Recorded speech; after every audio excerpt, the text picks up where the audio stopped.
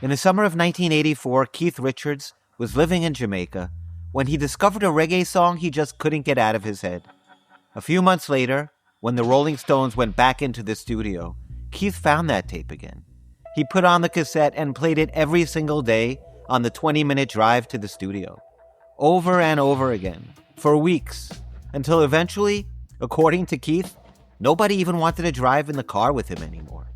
That song was called Winsome, and the singer, a young Jamaican named Half Pint. Girl, you're too rude. Every man on the street to see you want to use. Girl, you're too bad. Girl, you're too rude. Every man on the street to see you want to use. A couple of years later, Keith would record that song with the Rolling Stones. They changed the name to Too Rude. And for a young Jamaican singer, having a song recorded by the Rolling Stones is the kind of thing that could change a career. Well, it did. Although for Half Pint, just probably not the way he expected. Girl, you're too bad. Yeah, you're too rude. Every man I speak, he says he wants you. Yeah, you're too bad. Ooh, you're too rude. By the time that Keith Richards discovered him, Half Pint was already a big star in Jamaica. His real name, Lyndon Roberts, but everybody called him Pint, Half Pint. A little man from West Kingston with long dreadlocks and a giant voice. Hit song called Greetings that had become an anthem for Raggamuffin and ghetto youth all over Jamaica.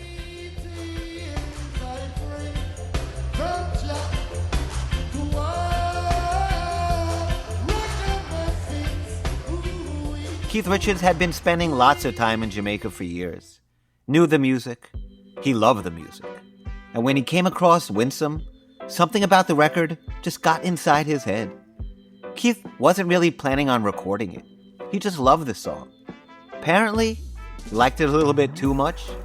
Eventually, Ronnie Wood started feeling it too. And one night they picked up their instruments, started playing it. And that little reggae song from Kingston found its way onto a Rolling Stones album. Winsome became Too Rude.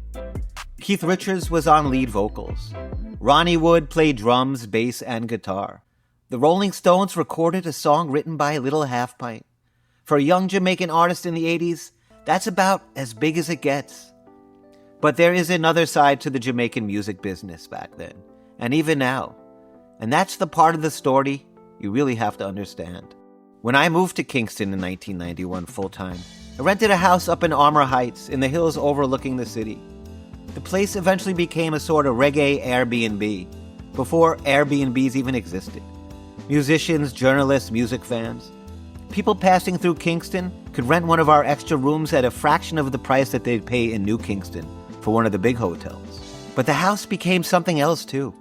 An artistic sanctuary for Jamaican singers and DJs who wanted to get away from the pressures of the city. And one of the most frequent visitors was my close friend, Half Pint. He'd come by the place and cook us up his famous vegetarian ital stew. And although I was more of a cheeseburger guy, he was a great chef. And by then, he had seen how this brutal business had worked.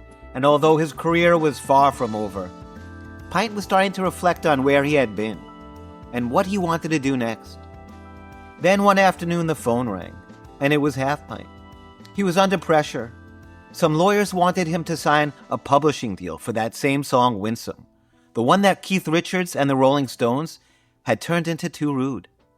And even though I wasn't a lawyer, it was pretty obvious from reading the contract, Half Pint was part of a long line of Jamaican artists that had suffered from the inequity of the Jamaican system. Young singers from the ghetto were easy prey for the bigger studios, for the labels and producers.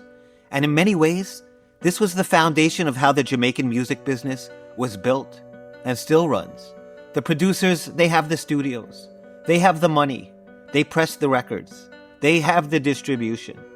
The artists, they have the talent. And they're hungry, but sometimes literally too hungry. So a young singer would come into the studio, record a song, leave with enough money to buy a meal and pay a few bills. They felt like the richest man in the world, but really didn't understand what that money represented. Because decades later, some of those songs, some of those catalogs are worth a fortune, and they're still making money. The artists, they ate a lunch. But somebody else kept that song. And even when an artist like Half Pint wrote the lyrics, wrote the melody, wrote everything that song was about, by the time the mathematics of the Jamaican industry was finished, his song had already been cut up into so many slices. The producers, the musicians, the lawyers, everybody got a slice of Half Pint's publishing. And this was hardly unusual. This was how Jamaican music business had operated for years. Without the proper infrastructure or education, without someone protecting his interests, when that song was recorded, there was not much Half Pint could do about it now. But Half Pint was always a forward thinker. This humble and righteous Rasta man learned from that experience. He educated himself.